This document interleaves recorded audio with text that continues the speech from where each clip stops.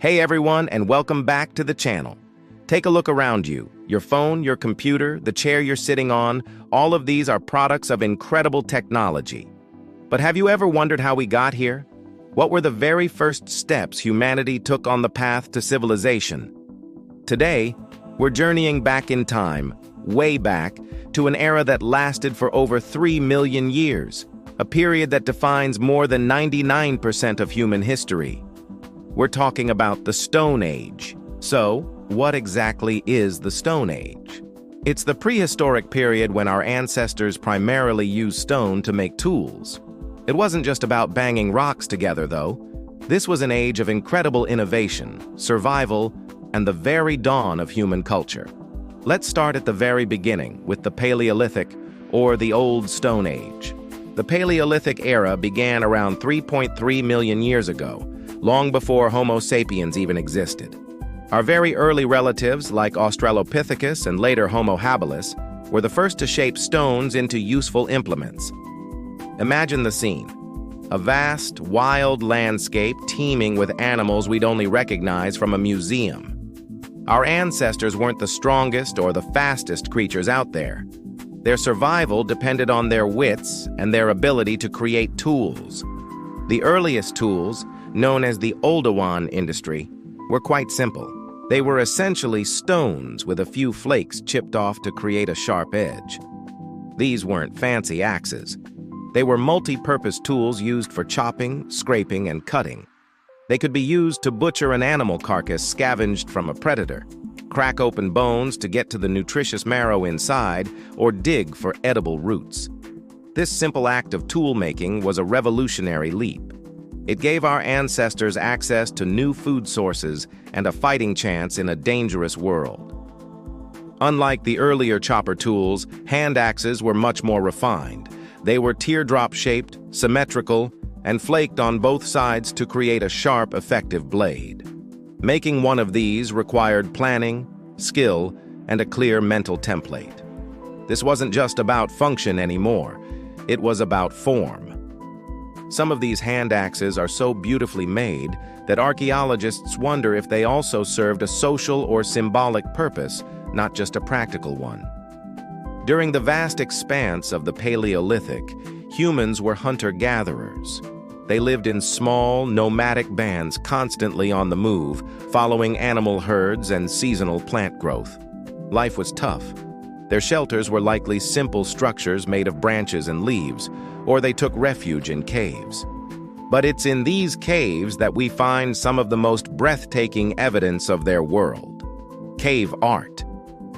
Starting around 40,000 years ago, Homo sapiens began to create stunning paintings on cave walls in places like Lascaux in France and Altamira in Spain. They painted vivid images of bison, horses, mammoths, and deer.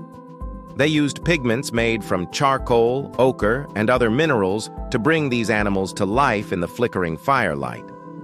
Why did they do this? Was it for hunting rituals, storytelling, shamanic practices, or simply art for art's sake? We may never know for sure, but these paintings give us a profound connection to their minds and their spiritual world. It shows us they weren't just surviving. They were thinking, creating, and expressing themselves. Around 12,000 years ago, the world began to change dramatically. The last ice age was ending, glaciers were retreating, and climates were warming up. This brings us to the second phase of the Stone Age, the Mesolithic, or Middle Stone Age. The megafauna, like mammoths and woolly rhinos, began to die out. The landscape changed, forests spread, and our ancestors had to adapt. This adaptation led to new technologies. Hunting smaller, faster game like deer and boar required different tools. This is when we see the rise of microliths, tiny, sharp stone blades that could be fitted into wooden or bone shafts to create composite tools like spears, arrows, and harpoons. The bow and arrow was a game-changing invention of this period, allowing for safer and more effective hunting from a distance. People also started to exploit coastal and river resources more, leading to the development of fishhooks and canoes. The Mesolithic was a period of diversification and specialization as humans learned to master their new environments. But the biggest revolution was yet to come. And that brings us to the Neolithic, or New Stone Age, which began around 10,000 BC in the Middle East. This is one of the most important turning points in all of human history. Why?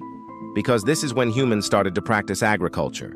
Instead of just gathering wild plants, people began to cultivate them deliberately.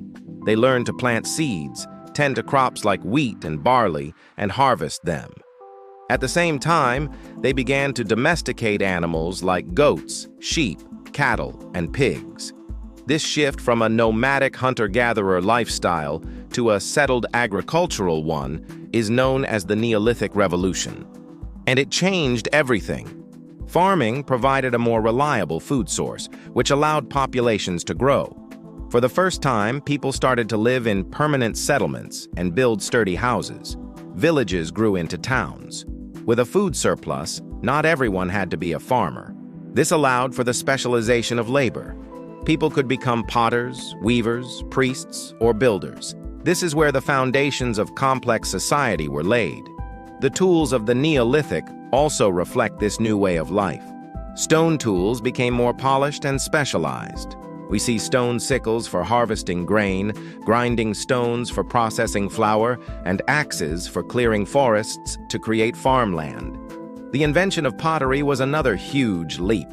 Clay pots allowed people to store food and water securely, and also to cook food in new ways, like making stews or porridge.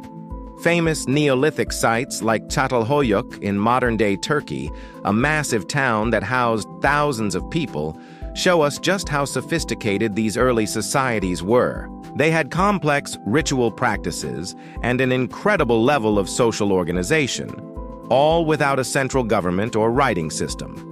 And of course, we have the monumental stone structures like Stonehenge in England or the temples of Göbekli Tepe in Turkey, which was built even before the advent of agriculture.